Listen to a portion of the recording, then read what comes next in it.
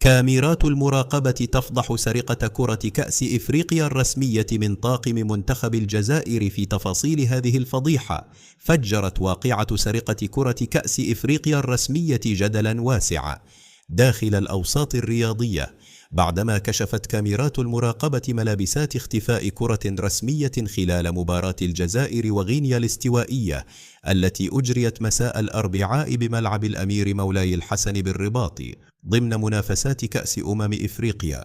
في البداية، لاحظت اللجنة المشرفة على تنظيم المباراة التابعة للاتحاد الإفريقي لكرة القدم الكاف وجود نقص غير مبرر في عدد الكرات المعتمدة للقاء، إذ تم تسليم 20 كرة رسمية قبل انطلاق المباراة المواجهة، غير أن الجرد النهائي بعد صافرة النهاية كشف اختفاء إحداها.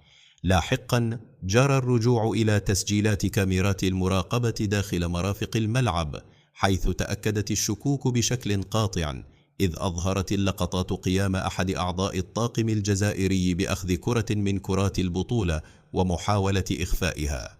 وعلى إثر ذلك استدعت اللجنة المعنية الطاقم الجزائري للاستفسار الرسمي حول سرقة كرة كأس إفريقيا الرسمية، وبعد مواجهته بالأدلة المصورة أقر المعني بالأمر بحيازته للكرة ليتم إرجاعها فورا دون تسجيل أي تلف أو ضرر.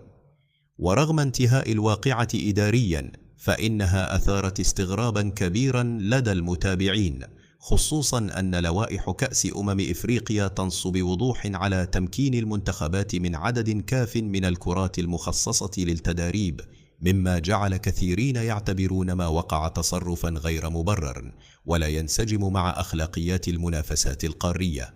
وطالب متابعون بضرورة تشديد الرقابة داخل الملاعب تفاديا لتكرار مثل هذه السلوكات مستقبلا.